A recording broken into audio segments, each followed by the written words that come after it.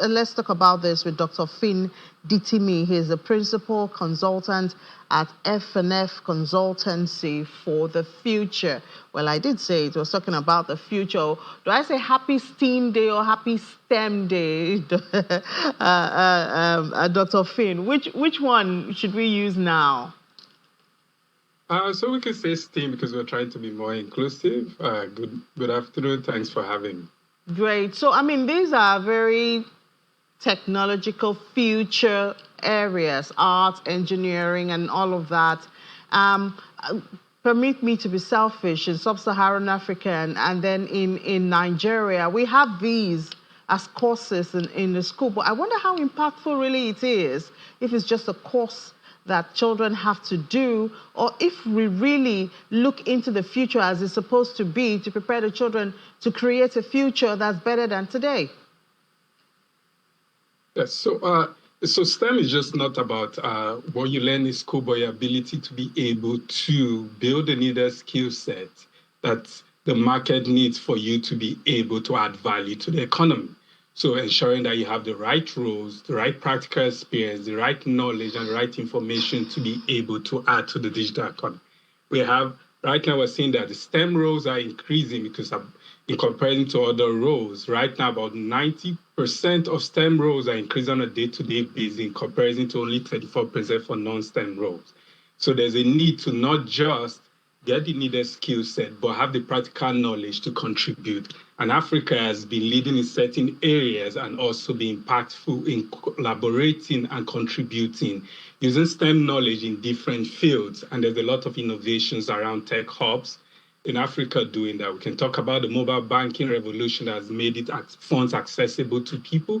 We can talk about the health tech industry where we are able to get mobile medical supplies to remote areas. And even the renewable energy sector, we'll be talking about ensuring that we're able to have off-grid solutions for people to be able to access electricity, and even the agricultural technology sector, making sure we're able to improve supply chains to help farmers to be able to not just access local markets, but global markets. And as we see, of course, there are infrastructural challenges with regards to this, but these are some signals that are showing that there's a promising future for the African continent and Nigeria as the country. Yes, and sub-Saharan Africa needs about 25 million engineers for the future. The future lies here, but and we have the population. I mean, the world is coming to Africa or seeking Africa when it comes to cheap labor and all of that. But is Africa really positioning itself for the future? We're talking of AI, ICT, and all of that. We need the skills to be developed. Yes, so I believe Africa is kind of now understanding the value of the digital economy. So if you look around the digital economy and you just think about Africa, it's projected by next year the digital economy in Africa will be about $170 billion. And projected by 2050 is going to be over $700 billion. So we're beginning to see that the world is becoming a smaller place and people are looking to Africa because of our young population. Over 60% of the African population is youths that have the ability to learn and also reskill to be able to contribute to that. And there are multiple roles. About 10 years ago, when I moved into the AI ML space, this wasn't really something that was becoming quite popular, but we're seeing how different industries are becoming impacted by technology. Now technologies are helping them be able to advance, automate, and reduce repetitive tasks and help them be able to not just export, but collaborate with international partners and businesses. So yes, and also with this young economy, that also makes the rest of the other continent look to us, because right now there's a growth of 70% with regards to STEM roles, which means that there's going to be a shortage, and a lot of first world countries are experiencing this, and they're looking to other areas to help them be able to fill in the skill gap.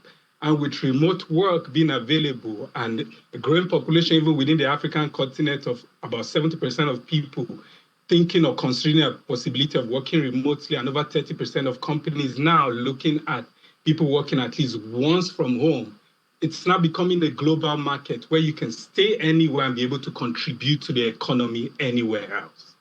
So let's look at the issue of second careers and reskilling because, I mean, there's always the conversation of the threats that AI brings to the world. People will lose jobs. I mean, I think people have to just up your game, reskill, and all of that. But do we have work schedules, school curriculums that give space for second careers or reskilling in the tech field so that these individuals can be relevant in the future? So what we're beginning to see is that companies are getting more flexible globally with regards to where they hire, which means that they're looking for places that have the population for them to be able to tap into. And that's where Nigeria and Africa is strategically placed.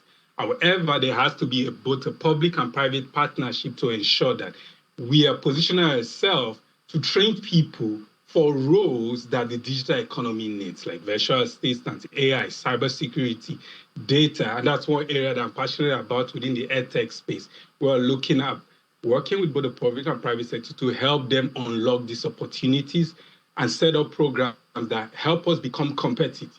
Although we understand that there's infrastructural challenges, but we see that there's also opportunities to be able to capitalize on our growing population, reskill people, train people, and ensure that even within the private sector, the public sector, we ensure that even employees are being trained on the needed tools that will help them be able to compete in the global market.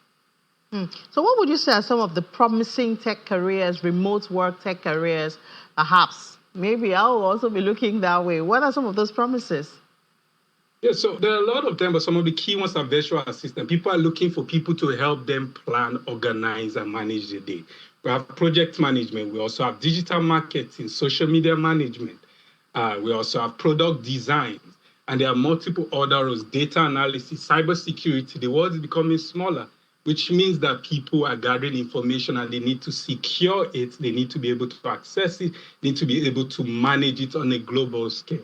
And these are some of the roles and some of the key things that I see with the African population is that we already have those soft skills that are needed to thrive.